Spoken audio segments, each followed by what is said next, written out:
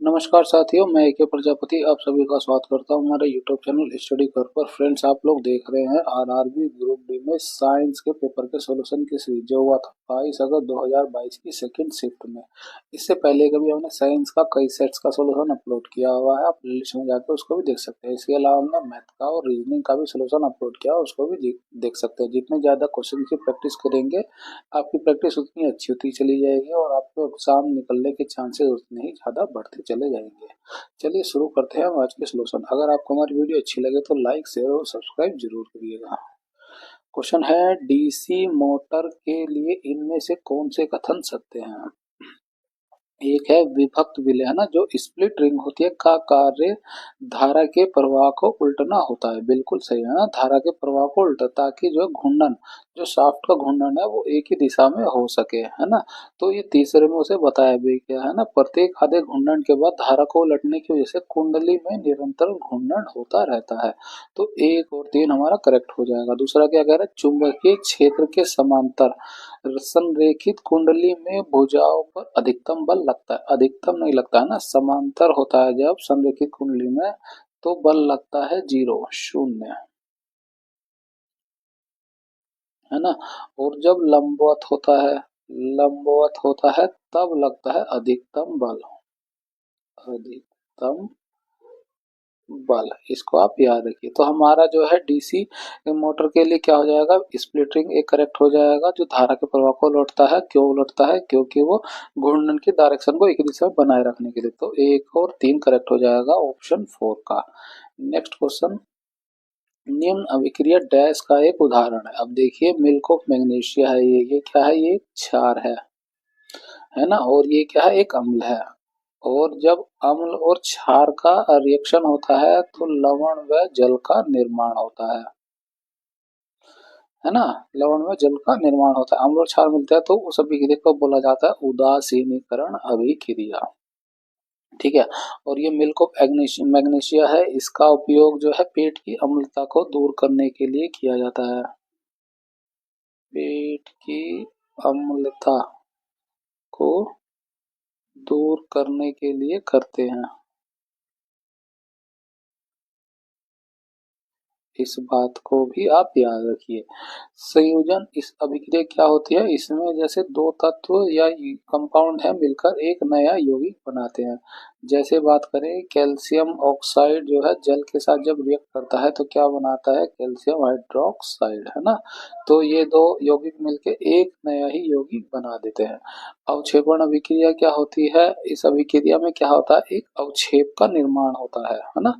तो जिसमें अवक्षेप का निर्माण होता है वो एक अवक्षेपण अभिक्रिया कहलाती है। एक एग्जांपल लिखते हैं, सोडियम सल्फेट जब बेरियम क्लोराइड के साथ रिएक्ट करता है तो वो बनाता है बेरियम सल्फेट, यही एक अवक्षेप होता है ना, अवक्षेप होता है। और क्या बनता है, 2NaCl बनता है। ठीक है।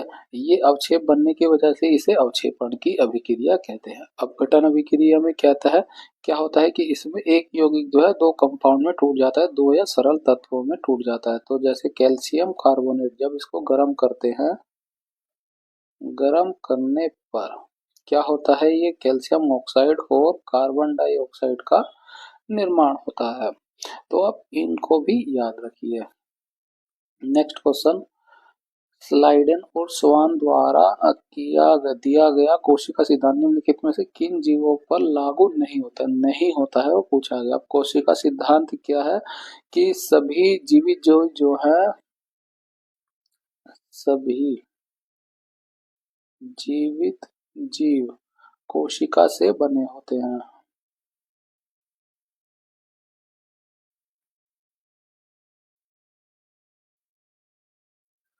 यह जीवन की मूल इकाई है। यह जीवन की मूल इकाई है।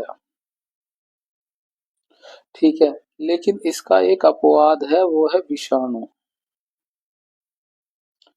विषाणु ऐसा क्यों है, क्योंकि इसमें कोशिका भित्ति नहीं है। कोशिका भित्ति नहीं है, कोशिका झिल्ली नहीं है, है ना। साइटोप्लाज्म नहीं है, इस तरह का कोई अंग नहीं है, इसलिए ये एक अपवाद है। इसमें खुद का मेटाबॉलिज्म नहीं होता, इसे जीवित रहने के लिए दूसरों पर निर्भर करना पड़ता है, तो इसलिए ये एक अपवाद है। तो नहीं पूछा तो हो जाएगा विषाणु। नेक्स्ट क्वेश्चन, एक सीधे धारावाही चालक के कारण उत्पन्न चुंबकीय क्षेत्र की दिशा इसमें से किसका उपयोग करके निर्धारित की जाती है ना। देखिए सीधी है ना, सीधी धारावाही चालक है, इसमें धारा आई प्रवाहित हो रही है इधर की तरफ, तो इसका चुंबकीय क्षेत्र को पता लगाना है, तो उसके लिए जो है राइट हैंड रूल का इस्तेमाल किया जाता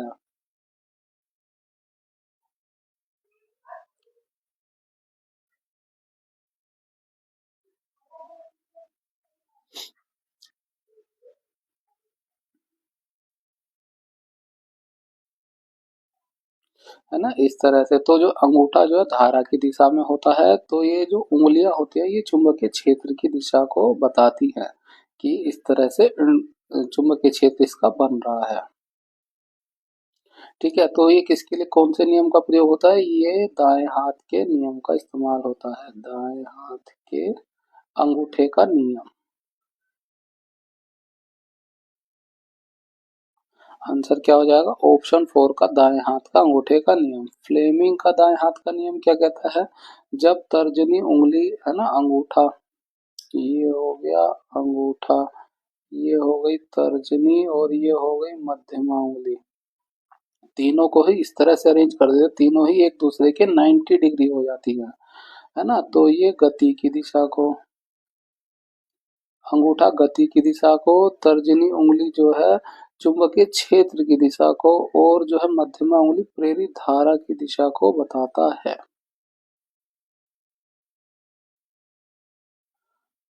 ना। इसका प्रयोग किया जाता है जनरेटर में। और फ्लेमिंग के बाएं हाथ का नियम क्या होता है, वो भी यही होता है, जब अंगूठा तर्जनी उंगली और मध्यमा उंगली को इस तरह से अरेंज करें, तीनों एक दूसरे के 90 डिग्री हो जाते हैं, तो ये जो है बल की दिशा, बल की दिशा, ये धारा की दिशा, चुंबकीय क्षेत्र की दिशा, और ये जो है धारा की दिशा को बताता है, धारा की दिशा को, फ्लेमिंग के बाएं हाथ का नियम है ना। इसका प्रयोग जो है विद्युत मोटर में किया जाता है, विद्युत मोटर में करते हैं, और इसका प्रयोग जो है जनरेटर में करते हैं।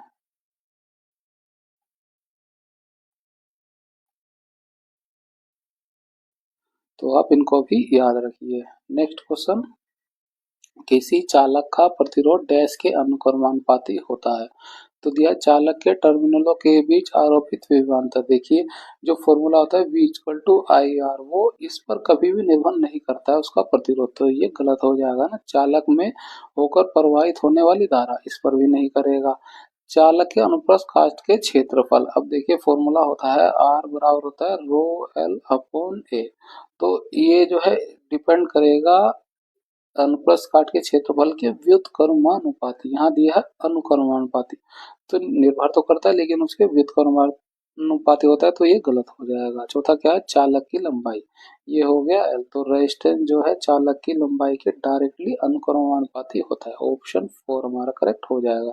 इसके अलावा प्रतिरोध पर है ना, पदार्थ पर, किस तरह का पदार्थ है उस पर भी निर्भर करेगा, और टेम्परेचर पर भी निर्भर करता है, क्योंकि ये जो है प्रतिरोधकता तापमान पर निर्भर करती है।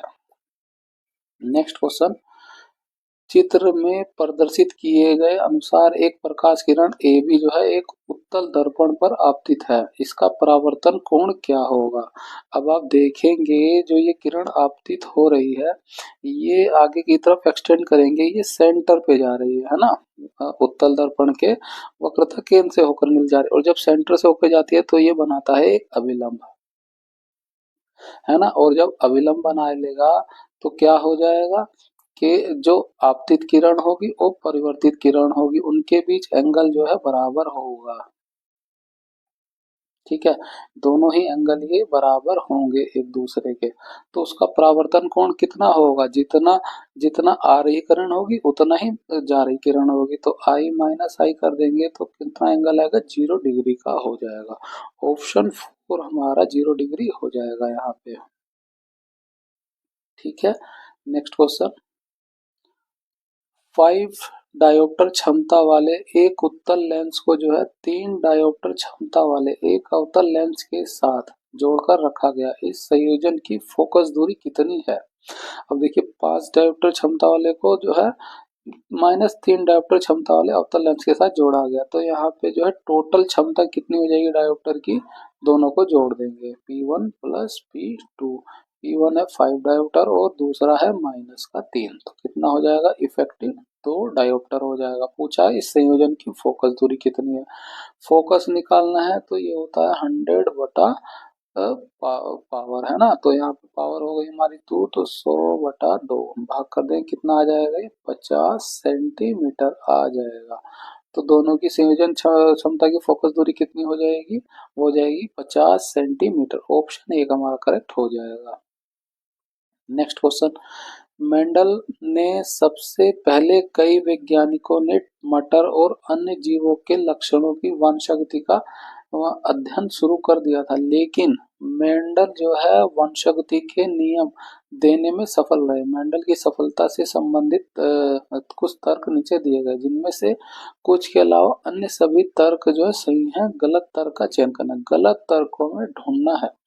उन्होंने प्रत्येक पीढ़ी में किसी विशेष लक्षण वाले जीवों की गिनती रखी थी, बिल्कुल सही है ना। दूसरा क्या, उन्होंने एक समय में एक लक्षण की वंशागति का अध्ययन किया, जबकि उनसे पहले के वैज्ञानिकों ने जीवों के संपूर्ण रूप को लेकर अध्ययन किया। ये बात बिल्कुल सही है, इसलिए वो सफल हो पाए।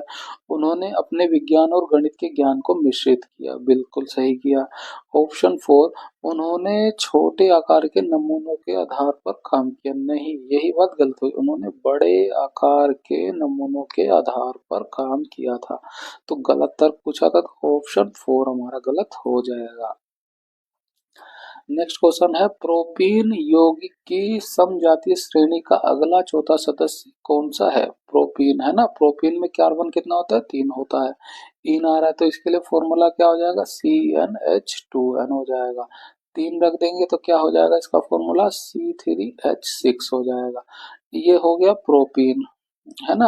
अब इसका पूछा अगला चौथा सदस्य, तो पहला, दूसरा, तीसरा, चौथा सदस्य हमें बताना है। तो 3 के बाद कार्बन क्या आएगा? 4 आएगा, फिर 5 आएगा, फिर 6 आएगा और फिर 7 आएगा। कार्बन का नंबर 7 रख देंगे इसमें, तो क्या हो जाएगा? C7 हो जाएगा और 7 दूनी हो जाएगा 14, है ना। C7H14 चौथा सदस्य हो जाएगा प्रोपीन के बाद अगला। तो ऑप्शन 3 का C17H14 हमारा करेक्ट हो जाएगा। नेक्स्ट क्वेश्चन, पादप कोशिकाओं में मौजूद डैश की मात्रा संचलन को सुगम बनाने के लिए कोशिकाओं की संरचना में परिवर्तन कर देती है, वो है जल, है ना। जैसे 6 का पैदा होता है, छूते मुरझा जाता है, क्यों होता है? क्योंकि वो जल की जो है हानि हो जाती है और इसलिए वो मुरझा जाता है। Next question, carbon C4+ ion, है ना, बनाने की में असमर्था क्यों होता है ना, असमर्थ क्यों होता है? अब देखिए, 4 आयन कार्बन के टोटल होते हैं 6 इलेक्ट्रॉन, है ना, जिसमें बाहरी कक्षा में होते हैं 4 इलेक्ट्रॉन, है ना। अब ये 4 इलेक्ट्रॉन को बाहर निकाला जाएगा तभी ये 4 पॉजिटिव बनेगा, धन आयन बनेगा, है ना। यानी कि उसकी बाहरी कक्षा से 4 इलेक्ट्रॉनों को निकालना होगा, जो बहुत ही मुश्किल काम है। नहीं, उसके लिए बहुत ज्यादा ऊर्जा की आवश्यकता होगी, इसीलिए ऐसा कर पाना असमर्थ है, ऐसा कर पाने में असमर्थ है, क्योंकि इसके निर्माण के लिए अधिक मात्रा में ऊर्जा की आवश्यकता होगी। ऑप्शन 4 हमारा करेक्ट हो जाएगा। नेक्स्ट क्वेश्चन, किसी दिए गए गोलीय दर्पण की वक्रता त्रिज्या यदि है -20 सेंटीमीटर, दर्पण की फोकस दूरी ज्ञात कीजिए। और हम जानते हैं फोकस दूरी जो होती है वक्रता त्रिज्या का आधा होती है। तो वक्रता त्रिज्या कितनी दी है? -20, तो भाग कर देंगे 2 से, कितना हो जाएगा? -10 सेंटीमीटर फोकस दूरी। ऑप्शन 4 का -10 सेंटीमीटर करेक्ट हो जाएगा। नेक्स्ट क्वेश्चन, नीचे दिए गए कथनों पर विचार कीजिए और सही उत्तर का चयन कीजिए। कथन 1 है, गर्म करने पर कॉपर जो है पाउडर की सतह से कॉपर ऑक्साइड की काले रंग की परत चढ़ जाती है, बिल्कुल सही, है ना। और ये अभिक्रिया करेगा और काले रंग की परत को बन जाएगी, है ना, कॉपर ऑक्साइड जो काले रंग का होता है। तो कथन दूसरा क्या कह रहा है, यदि इस गर्म किए गए पदार्थ के ऊपर हाइड्रोजन गैस प्रवाहित की जाए। अब ये कॉपर ऑक्साइड है और यहाँ पे हाइड्रोजन गैस प्रवाहित की जाए। हाइड्रोजन जो है कॉपर से ज्यादा रिएक्टिव होता है ना। तो क्या होगा, कॉपर को रिप्लेस कर दे। अब कॉपर को रिप्लेस कर दे, जो सतह पहले काली थी अब वो क्या होगा, वो भूरी हो जाएगी। क्यों होगा ऐसा, क्योंकि हाइड्रोजन कॉपर से ज्यादा रिएक्टिव है और वो कॉपर को रिप्लेस कर दे, और रिप्लेस हो गया तो जो काली परत थी वो भूरे में कन्वर्ट हो जाएगी। तो हमारा ये बात बिल्कुल कथन दो सही कह रहा है, कथन एक भी सही है। तो ऑप्शन के आंसर क्या हो जाएगा, दोनों कथन हमारे सही है। नेक्स्ट क्वेश्चन, तत्वों के संयोजी कोष इलेक्ट्रॉनों के अनुसार उनका सही क्रम क्या है। संयोजी कोष इलेक्ट्रॉन यानी बाहरी कक्षा में इलेक्ट्रॉन कितने हैं ना, बाहरी कक्षा में इलेक्ट्रॉन की संख्या।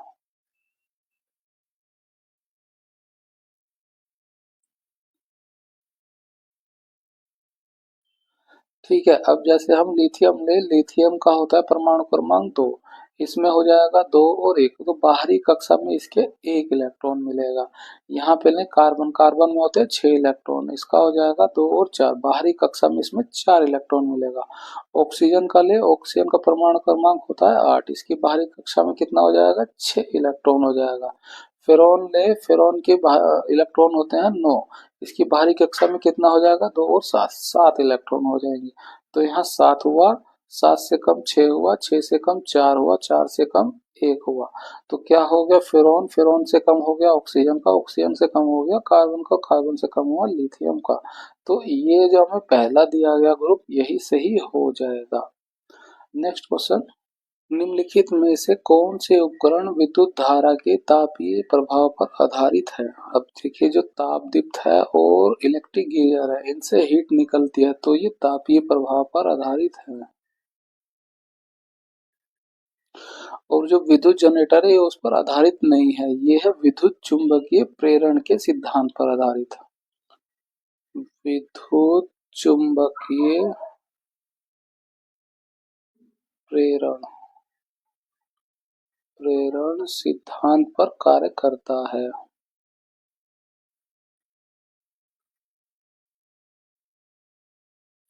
तो ये तीसरा हमारा अलग हो जाएगा। अब तापीय प्रभाव वाला पूछा गया तो ऑप्शन 2 का 1 और 2 हमारा करेक्ट हो जाएगा। नेक्स्ट क्वेश्चन, कुछ खाद्य पदार्थों को जल्दी से पकाने के लिए हम डैश का उपयोग करते हैं, वो करते हैं बेकिंग पाउडर का उपयोग, है ना, इससे जो है खाना जल्दी हमारा पक जाता है।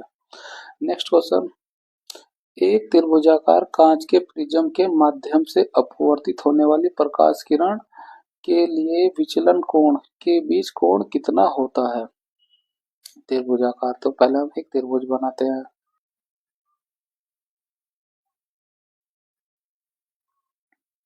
ये होती है आपतित किरण,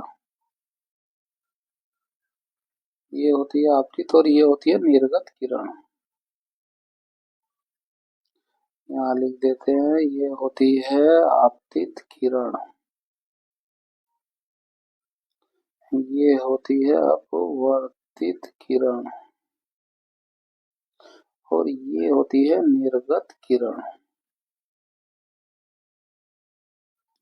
इस पे हम अगर अभिलंब डालें इस तल पे, ये इस तरह से हो जाएगा, और ये इसके साथ एंगल बनाता है, एंगल ऑफ इंसिडेंट।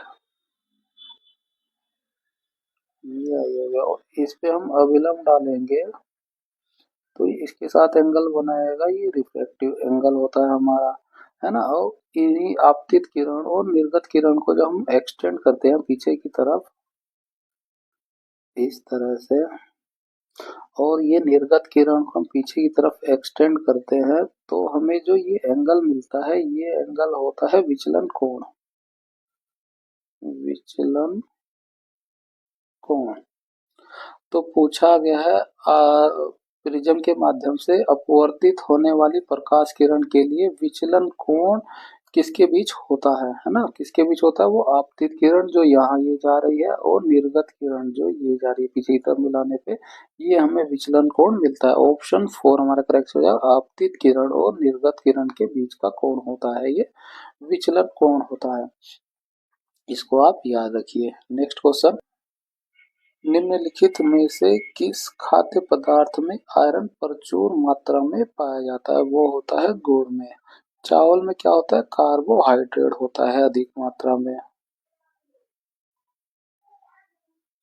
और मक्खन और दूध में प्रोटीन होता है अधिक मात्रा में, और घी होता है फैट। तो अधिक किस में होगा? गुड़ में होगा आयरन।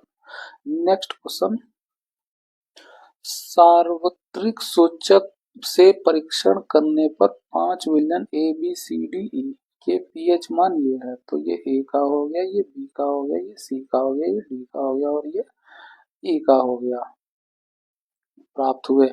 इन विलयनों में के लिए एच आयन सांद्रता के बढ़ते हुए क्रम का मान क्या होगा, है ना, पीएच मान क्या होगा। अब देखिए पीएच सांद्रता बढ़ती होनी चाहिए, है ना, एच सांद्रता यहाँ लिखते हैं, आयन सांद्रता का बढ़ना निर्भर करता है उसके एसिडिक नेचर पर, नेचर पर, है ना। जितना अम्लीय होगा, अम्लीय होगा उतना ही एच आयन सांद्रण अधिक होगा।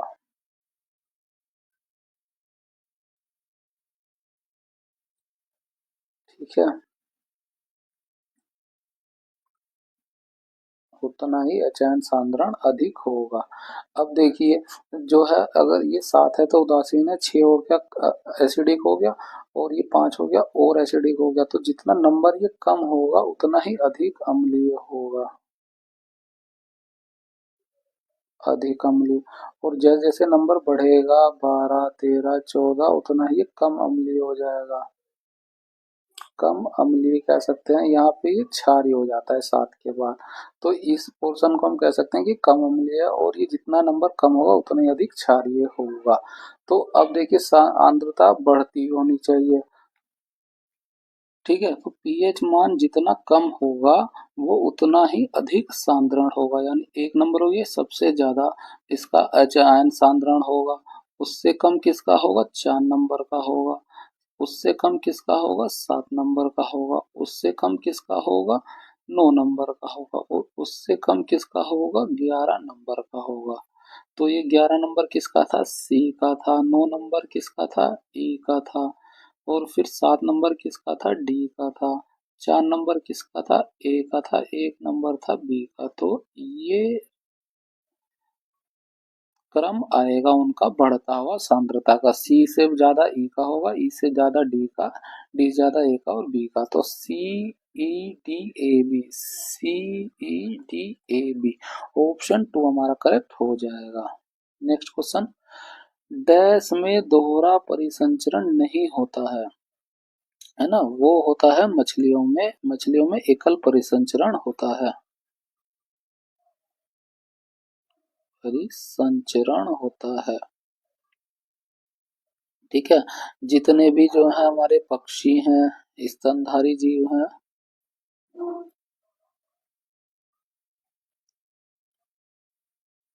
इनमें जो है दोहरा परिसंचरण होता है।